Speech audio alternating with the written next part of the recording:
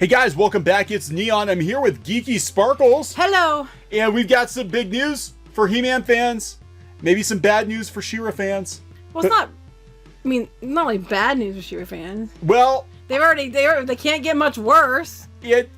It tells me that there's a pecking order. Oh, here. you mean bad news for She-Ra fans and Princesses of Power? Right. Oh, right. Okay. Well, yeah, I don't care. There is definitely a pecking order here. One. So, big unexpected announcement at PowerCon this weekend. It just hit like a half an hour, 45 minutes ago.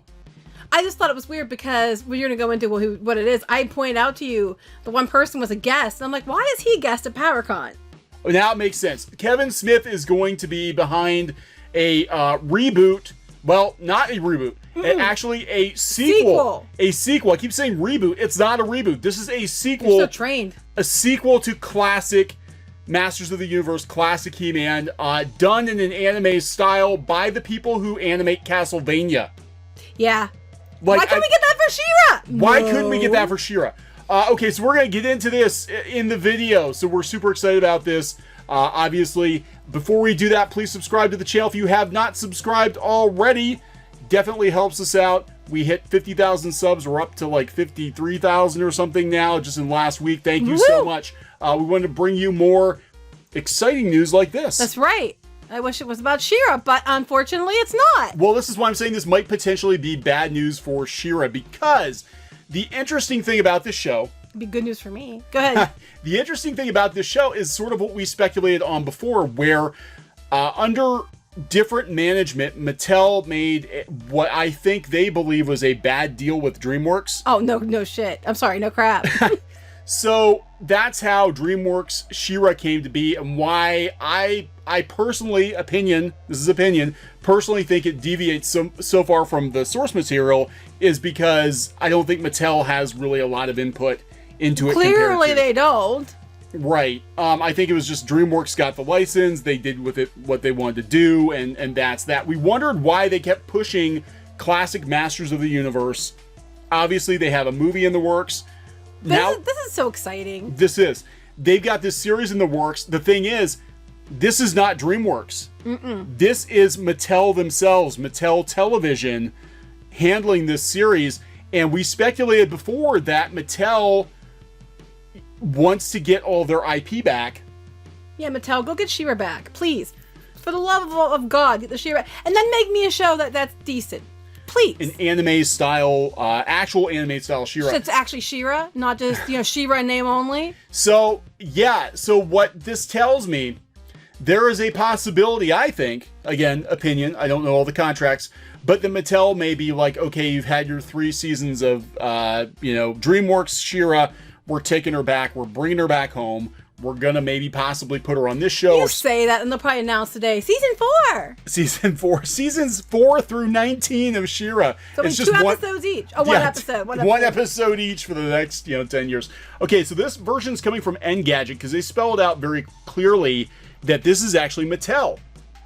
Netflix is working with filmmaker Kevin Smith of Clerks and Mallrats fame, and multiple comic book projects, and the guy who cries a lot on camera. About Star Wars? About Star Wars. So yeah, that's a little, but okay, continue. To create a He-Man limited anime series entitled Masters of the Universe Revelation, Smith, who will serve as the project's showrunner and executive producer, has unveiled the new show at the annual PowerCon convention, celebrating Eternia's super siblings. Oh, see? Super siblings! Yeah. Siblings! DreamWorks siblings! And also Thundercats and Teenage Mutant Ninja Turtles. But That look like Thundercats! Unlike Netflix's Shira and the Princesses of Power, which is a reboot of the 1980s Masters of the Universe spin-off featuring He-Man's sister, Revelation will pick up where the original animated show left off. Yeah, we're not going to F up like they did with She-Ra. We're going to make sure that we continue the continuity and not make a whole new shitty show. Yeah, it will focus on unresolved storylines from the 1980s show, featuring familiar characters and what Smith says could be the final battle between He-Man and Skeletor. I don't think they're going to do that because they need to leave it open to do more. Go ahead. Well, unless they maybe they view this as being like an ending to the original Filmation show, which was canceled in favor of She-Ra, I might add. They canceled He-Man. Oh, I'm sorry. Well, no, I'm just saying. They canceled He-Man in favor of She-Ra. They moved everybody over to She-Ra, and then they just brought He-Man on as a guest star on Shira. Mattel Television. This is important. Mattel Television is producing the series, while Powerhouse Animation, freaking Castlevania, the people who animated Castlevania or worked with the studio in Japan on Castlevania, that's huge, are doing the animation. Powerhouse is the same studio behind Castlevania, so that's good news if you love the gothic horror game franchise adaptation. Smith promises that the new He-Man series is the Masters of the Universe story you always wanted to see as a kid. Unfortunately, it may take a while to confirm if that's truly the case. Netflix has yet to announce when it will be available. I don't know. But he probably watched He-Man. So look, a show from somebody who actually watched it. Not, I never watched it, but I played with the toys, but I made my own stories up, and here I am running a whole show. No, he's actually somebody who watched it. Yeah, so he goes on. Now, here's an article from comicbook.com. They've got more of his, quote, revelation. We pick up right where the classic era left off to tell an epic tale of what may be the final battle between He-Man. Maybe. So you're not going to do that because then they can keep doing more with it. Right. He-Man and Skeletor brought to life with the most metal character designs Powerhouse Animation can contain in the frame. This is the Masters of the Universe story you always wanted to see as a kid. I wonder if it's a little dig, get somebody to do it right, because what the hell is Shira? I think it's not Shira. No, I think Mattel was actually sitting back. I think they were taking in the feedback from Princesses of Power, and they're probably like, oh my god. This explains why, well, one, He-Man's never going to be on Princesses of Power, but I wonder also... if Mattel knows who I am. They might. They might. Mistress Geeky will be a new character on the show. No, but I think they're like, okay, what would the fans like? An anime style, because we all talk about how much we loved He-Man 2002, and that one never got an ending either. I would love to see an ending. I wanted to see Shira, dang it. She was supposed to be on that show. Her designs were amazing. They had her She designs. looked like Shira. She actually did. So, PowerCon's going on this weekend. There's a lot, mostly 99% of the talk is about He-Man. All the new classic He-Man figures coming out. The movie, which I'm still not completely sold on. I got to see something. And this I'm actually excited about. Again, it's Kevin Smith, but you know what? We'll have to see more. I have to see more, but... we know the studio behind it's good. Right. Powerhouse is good. They're very, very good. And the artwork looks good. The artwork does look good. This looks sufficiently Masters of the Universe. This is what we wanted. And then we have the new comics coming out from DC Comics where they deal with the He-Man multiverse, and all this other stuff. So Mattel is betting heavy on He-Man. Oh, that's interesting too. Talking about the older storylines that you talked about earlier. Resolving these older storylines, the series is being produced by Mattel Television with Rob David, VP of Mattel TV and author of He-Man: The Eternity War, serving as executive producer on the series. So he's actually worked on the He-Man stuff. Right. So this is good. But again, the bigger thing here is Mattel is taking Masters of the Universe back. They're doing it themselves. Oh, this worries me. Smith will serve as showrunner, executive producer, and feature Eric Carrasco, Supergirl, Tim Sheridan, Reign of Superman, I don't know how to say it, Dia Mishra, Magic the Gathering. Well, that's a cool. And Mark...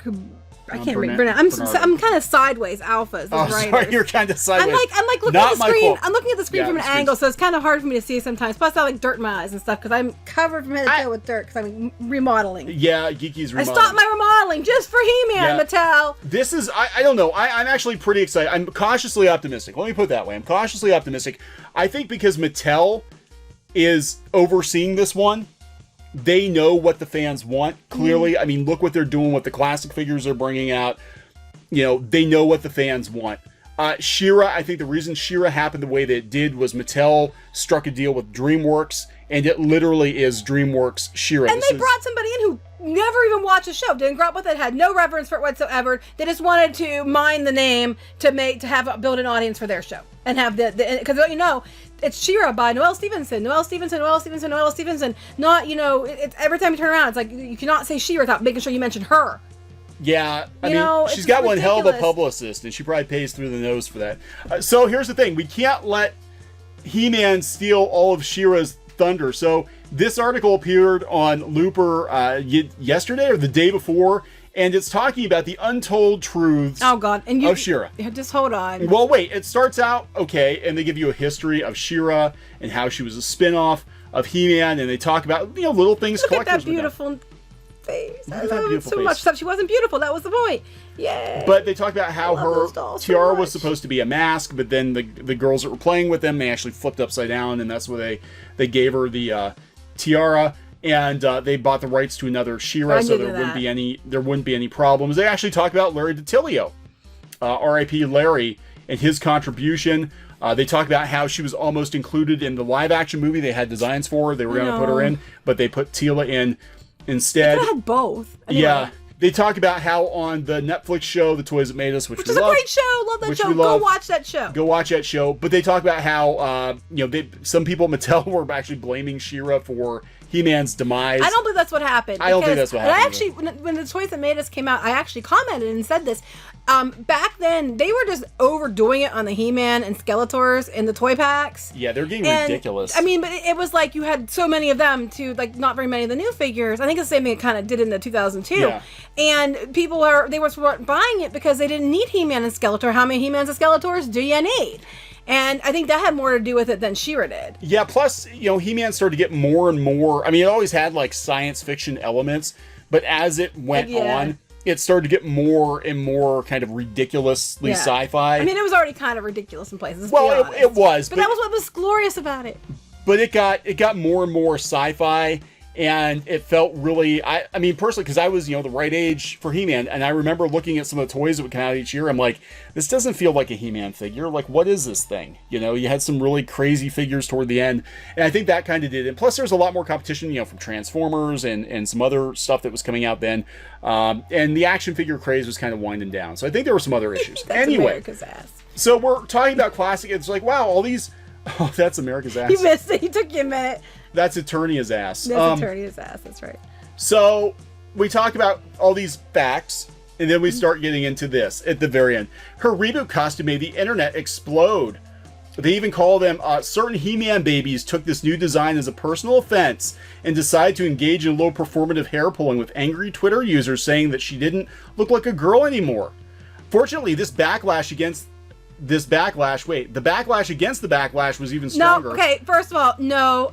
First of all, it wasn't all men. Actually, the majority of it, I think, were women who didn't like it. Not men. Women who grew up with She-Ra and actually gave a shit about it. And no, the backlash against the backlash wasn't stronger at all. And they keep saying that, oh, the negativity died. No, it didn't. People just don't give a shit enough about it. Talk about it. They just like, okay, it sucks. It's not for me. I'm not even going to talk about it. Yeah, and now they talk about the Rotten Tomatoes, which we think was... Oh, the Rotten Tomatoes thing was a big joke. You could watch it be cheated. The show is universally loved. No, it's not. It's queer. Where are the numbers? Where are the numbers to prove this? Where are the numbers? They never show the numbers. Is the show queer? And yeah, so they go on about it being queer and how it won GLAAD awards and everything else. There's no agenda behind this article at all. So how do we go from having all these facts about the history of She-Ra and how She-Ra's awesome to anybody who doesn't like the new She-Ra is this, that, and everything else? So we had to get that in there this weekend because of PowerCon. But yeah, I mean, look, Mattel, I think knows. Wait, go back. Mattel, I want that. You want that? That's what I want. That is what I want. By these people. That is what I would like to see. This, drawn by these people. And then give it your best on the toys. I mean, you clearly didn't get your best on the new doll line. It looks like it was rushed. Yeah, the Swiftwind looks like really bad. But he's really bad. Give the new toy, do a toy line and give it for the classic She-Ra and make it amazing. And brushable hair. I'm telling you, they have to have brushable hair.